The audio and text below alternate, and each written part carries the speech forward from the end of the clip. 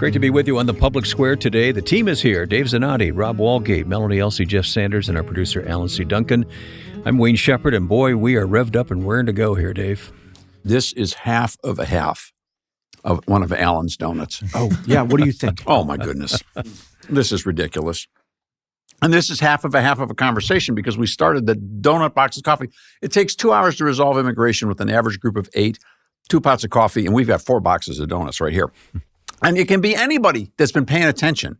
We keep coming to the same points. Now, we're at a sticking point, and that's what do you do with the people that are here? The progress has moved in the country as we've really started to seriously think about this. And of all the horrible things that we've learned about this process, things we've learned about ourselves, things we've learned about others, the rise of anarchy that we've seen in certain pockets, the failure of assimilation, the lights on this subject are teaching us a lot about what we're doing right, wrong, or indifferent. We're trying to deal with this from the perspective of a biblical worldview as manifested in our Declaration and our Constitution, our first principles.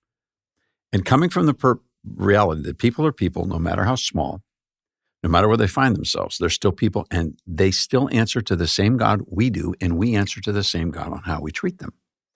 So if we're in their shoes, how would we do this if the shoe was on the other foot? So this is the process we're trying to work this through, and recognizing that fear is the enemy. Fear is the enemy. Fear that we can't do the right thing. Fear that something we need or want or don't want to lose is going to be taken away from us. These are all real issues. And they're the kind of issues that the founders worked through. Read the Federalist Papers. All these conversations have been here before, and they're going to be here again. So it's just being an American to wrestle with this, because that's what we do. The moral authority for our laws is we the people. That's reality. We the people only have the right to do that because there's a God in heaven who gave us our basic rights. So this is the process that we're in. The question is, what do we do with the people here? And I'm gonna rock the world on this, and we're gonna tear it apart, or affirm it, or something. What if, to start the process in trust, what if the President of the United States, operating within his authority constitutionally, were presented with a number of people who came here illegally, who have self-identified, who have registered, who have confessed what they did and acknowledged their desire to become United States citizens, and who prove through the last 10, 20, or 30 years of exemplary conduct that the story of their lives is such that they've made a huge impact and they're doing the right thing the right way. What if he pardons them and then uses their lives as an example of how we move to a policy that launches, if you will, the discussions we're having about a right process for other people to come out of the shadows? For people who have broken the law, there must be something punitive. If they want to make things right, they also got to sting. They got to hurt. There needs to be some kind of punishment if they want either a permanent status or, like you said in the last broadcast, TPS 60, if they were going to go on another track for citizenship, what if they would have to pay a fine, not exorbitant, but it'd have to sting? Okay? It's going to hurt. Okay. Then they have to leave the country. All right. To their country of origin and reapply and come back in a couple of years. Okay. Yeah, but I still want to stay on what Dave just said. No, but that's okay. This will be a counter proposal. I don't like the idea of the president just pardoning them. Okay. It's got to sting. Yeah. Well, to me, that strikes me as a gospel example. You know, Christ pardons us. Does that sting? My sin has offended a holy God much more than an immigrant crossing the border illegally has. And that's wrong. I'm not saying that that's right. But grace and or mercy, pardon, it's wiping away the offense. That's what That's what that is. But somebody was punished. Well, Somebody was punished. Somebody was punished. For me, looking at this too, I mean, I have one way to look at it from my angle as someone who was born and lived here. I'm trying to look at it from, hey, the folks that came across the border illegally, they came to a country whose administration left that border wide open and in essence said, hey, come on in. Everyone's welcome here. That was the message we gave to the world during the Biden administration, was it not? That was the message. No one walked across that border thinking, I'm going to be in trouble for Our doing laws this. aren't worth enforcing is the message that went out. That was. I would be careful about using the term "we" because it was a particular political persuasion that enticed them to come over. They saw That's fair. That's fair. The party in control prevailed. right, Yeah, right. They did, but that even was those, still we. even That those was crossing, it's we the people, regardless those if we disagree with the those people outcomes. crossing knew that they were breaking the law, and Sure. they were thanking, "Thank you, Joe Biden." They even had T-shirts that said, "Thank you, Joe Biden." Yeah, but they knew they were doing something unlawful when they crossed. It wasn't like they thought, "Oh, I'm here illegally." No, No, I don't think they. No. I don't think they thought that, but there was no punishment for it. on the idea of the. But hang on a second. Can we honestly say that only Democrats and people who supported Joe Biden were the only people who ever looked the other way? The Republican Oh, no, Chamber I'm of not- Commerce welcomed him in. I was in a time frame that we were discussing in the last number of years, not forever. There are Oh, Republicans. I would go back 25, 30 years. Okay. Because there's people in the shadows for 30 years.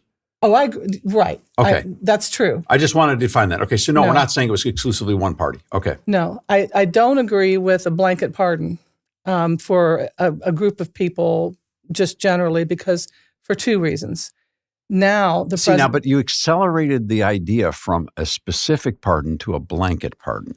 Well, you're talking about. And that's what I'm talking about, a blanket pardon. large number of people. Well, it could be a dozen. He said those who come forward and confess what they've done. right? I'm No. suggesting it may be limited to a dozen. If I miscommunicated, I'm sorry. It might be a dozen people. Right. You I talked thought you were about people that talking came about- forward, right? Right. Yeah. My perception was you were talking about 1 million people. Oh, no. Okay. I'm talking about a highly selective program for the very distinct purpose of rebuilding trust that if an administration that has the power to do it and it can't be taken away starts down this path, tells people this government is serious.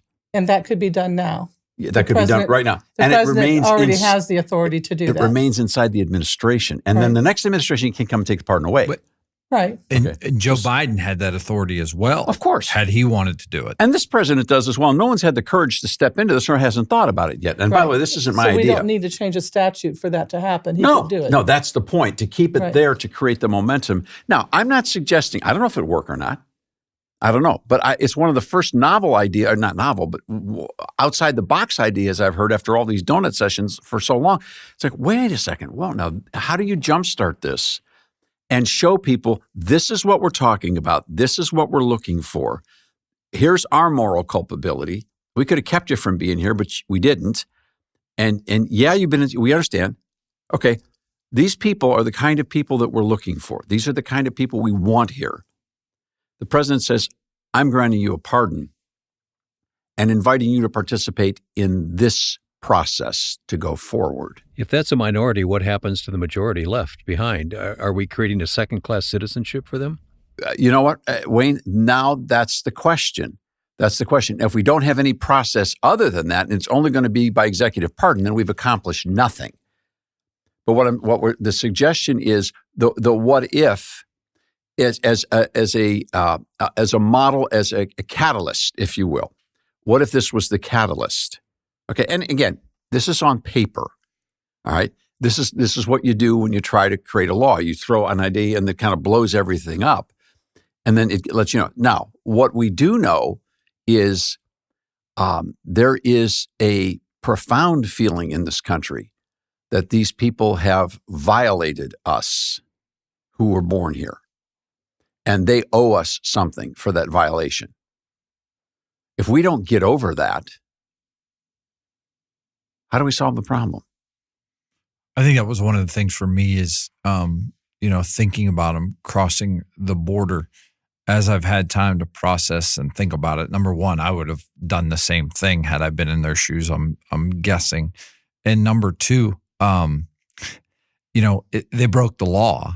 But if we want them to come out of the shadows, we want them to assimilate, we want them to have pride in this country, then we are going to have to, whether it's 5 years, 7 years, 10 years, 12 years, I think we are going to have to say, I mean, if there's not a process to citizenship for those that have followed the law, and many of them have children that are citizens, or at least the Supreme Court's going to decide that, right? Then I'm not sure they're ever going to be the pro-United States people we dream of them being. And see, the question becomes, where do you put in essence, the penalty? Do you put the penalty up front, in which case you got the problem Rob says, nobody comes out of the shadows? Because now fear of loss is greater than the desire for gain in human nature? Or do you open a door that is now credibly trusted, and you put the penalty, if you will, in the process?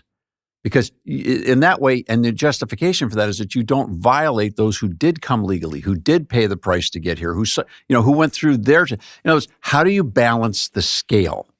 I would not have pride in a country that does not enforce its laws.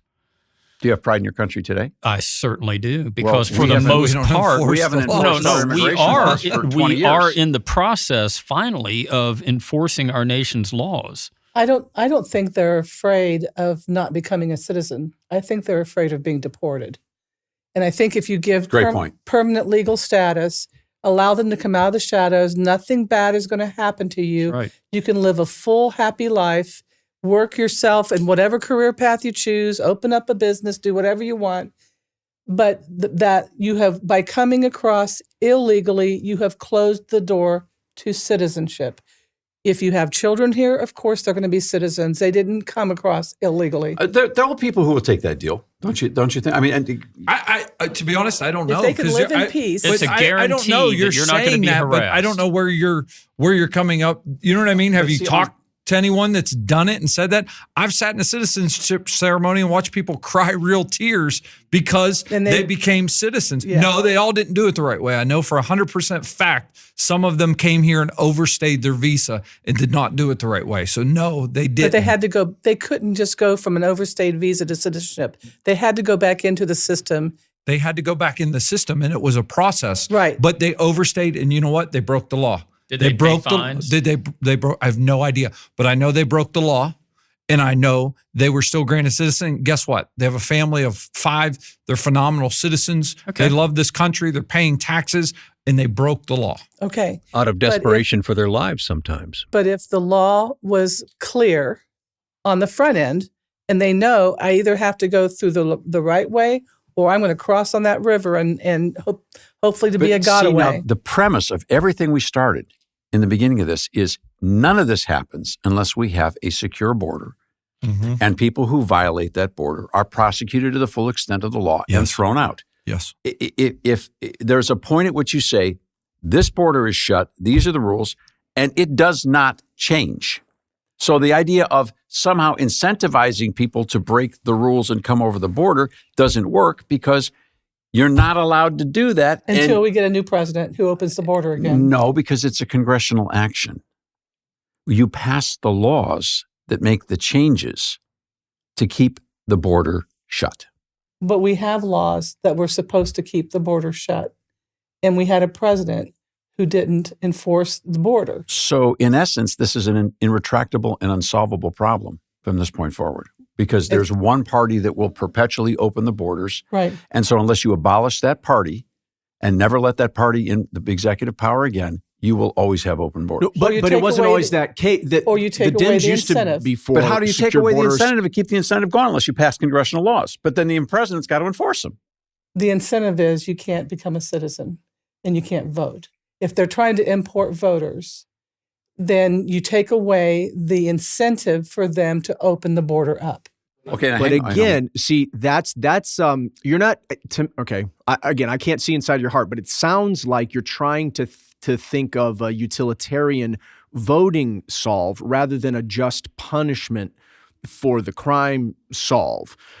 Because you could just as easily say, like the Cuban Adjustment Act. Yeah. Lyndon Johnson passed that, and most Cubans now vote for Republican candidates. So you can't predict who people are going to vote for. No. It might backfire on the people trying to import the votes. Let me jump on your side of this for just a second. The premise of the argument is if they are trying to import voters. Okay, that's a fair question. Is the Democrat policy on immigration designed to import people that will vote for their candidates in perpetuity? Is that what this is all about? I think in part, yes. I think there has been a motivation to open up the borders. That's why sanctuary cities are exploded during the last 4 years, or during the Biden administration, because there was an opportunity to say, come on over, come on over, come on over. Not only does it change the capacity of the path to citizenship to get the vote, but they also change the census data on how many people are in certain states. So if you fix the voting question, can these people stay in this country? Sure. I think I have a solution. That's why I'm saying it's just about the voting. It's not about a just punishment. Okay, no. We just care who they vote for. I think that same party is the one who's giving the handouts as well. Okay. That is causing them to want to vote for we've got a those solution people. on the table. I think I've got one. All right, fire. Thank you for having the courage to It's try. probably not going to work, but here it is. So you present to the people who have come out of the shadows an option. We've already talked about this a little bit. One is what Melanie and I advocate. You will never be harassed by the federal government again. You will never be a citizen, but you have a permanent residency here in this country. The other option is, well, you can't make that promise. Hang on. Go ahead. Okay, but this is something I'm offering. Okay, sorry. All right. The other option is, if you want to take this option, like 2 million people have already done this year, you can self-deport. You would have to pay a fine. You can self-deport to your country of origin, then get in line to come back into the United States and get into the legal process. There would have to be a time that you have to stay in your country of origin, but at least this way you have a chance at citizenship. You have to leave the country, then you may come back. Follow the legal process. Do you pardon them for their prior violation of the law? I think that if they're following that, they are basically being pardoned. Yes. So that their prior behavior would not be held against them. Correct. But I mean, yes. Got it. Okay. No. I'm not a lawyer. No. Okay, but I'm with you. Yes. Okay. Theoretically, essentially that. Listen, we're still eating donuts right so they these could things take down. one and say, "Yeah, I'm not going to go. I'm not going to self-deport." So in essence, you've solved take the other the problem by first off, you said there's choice, and then secondly, you're giving them a methodology of how to do that. And so let's say that I follow that. So I come out of the shadows, I self-deport.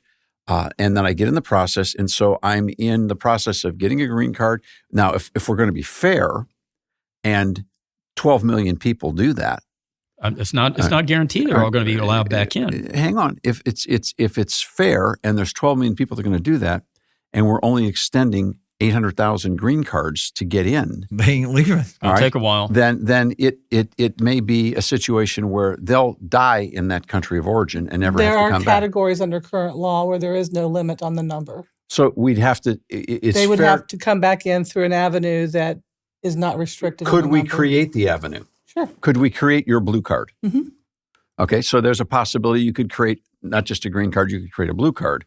All right, and then have an access therein. And I think that's justice, and I think it's mercy at the same time. As someone who as someone who's in the process of paying for a mission trip flight to Costa Rica, I can tell you the thought of these families who come here to earn money, they're not paying for a flight to go back to their country of origin and come back. They don't have $2,000 Can't per. afford to. No. How'd they get Right? here? What's that, Wayne? They can't afford to. No, they're not going to do it. They can't afford it. How did they do it? They were smuggled across, or they paid folks to do it, and they're still working off that payment process to people on the underground and the illegal aspect. That's how they did it. So their churches and communities can't come up with a way for them to get in a caravan and go back. Jeff, they're in the shadows. They don't come to churches because we want to send them away? We were told to come out of the shadows. Why do they want to come to our church? We're talking about how they broke the law, and we're going to send them back to their country. They're not coming to our churches. So they're not coming to ours. They're going to their own, though. I know for a fact that they are. I know they're coming to the one I go to because we have those services every week. And here is a merciful, you can't offer people everything. Residents. Okay, now again, what we're talking about is one set of scales of balance and people's perception of what is just. The other perspective we're talking about is human nature and what will motivate people to want to participate and be a part of this. And these are human people with moral agency made in the image of God that weigh pros and weigh cons. And they have a specific set of beliefs. And you can say your beliefs aren't right till you're blue in the face. But that doesn't change their mind just because you say so. The question is, you have a human problem, and if you can't create a pathway of motivation to solve the human problem, you don't solve the problem. And that's why politicians don't have the courage to touch this. That's right. Because it's complicated. You're dealing in the realm of human psychology at a certain point. And they would just hope that somehow they could create a scenario where a court would fix everything by just taking and making some huge blanket decision that would take all the pressure off of You're Congress. never going to have a perfect solution either. Right. And whoever signs the bill, it makes it happen in the process. Whoever does that is going to be roundly criticized and condemned for everyone until about 50 years after they're dead. Yep. And if they get it right, people will say, you know what, that worked. Okay, this is grown-up stuff. But it has to be approached with childlike faith.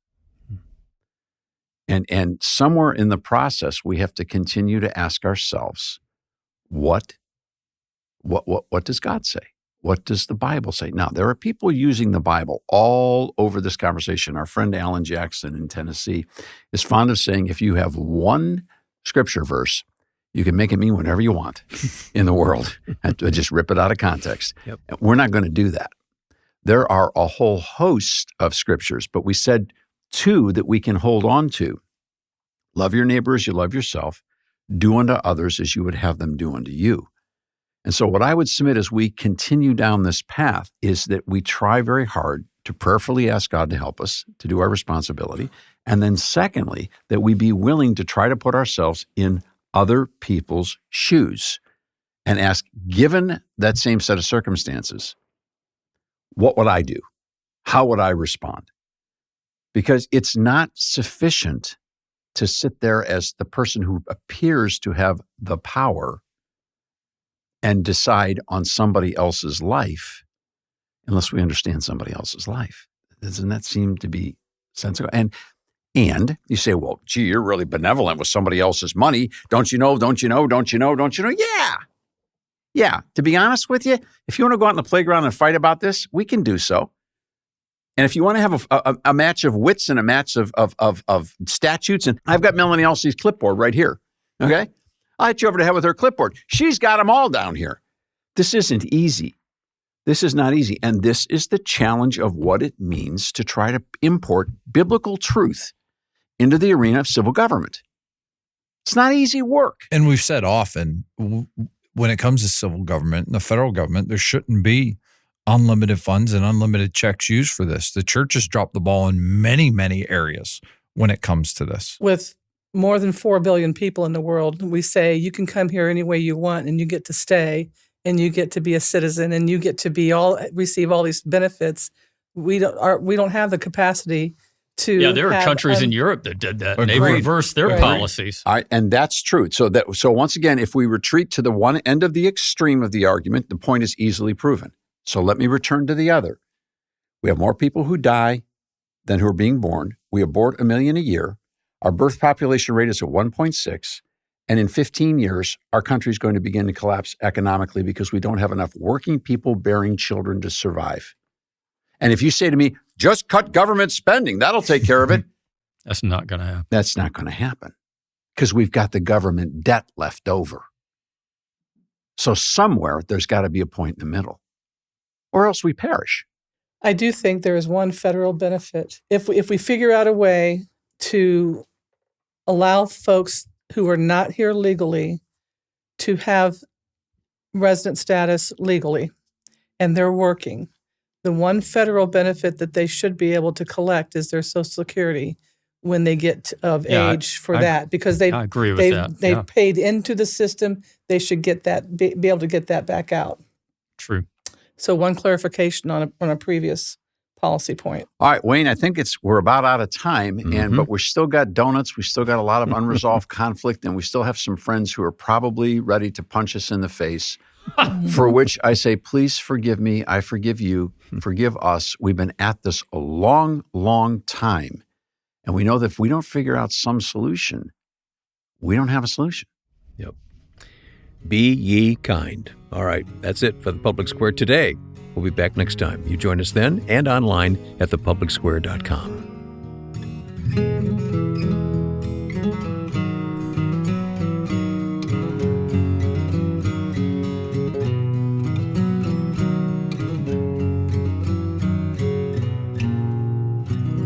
The Public Square is a broadcast service of the American Policy Roundtable.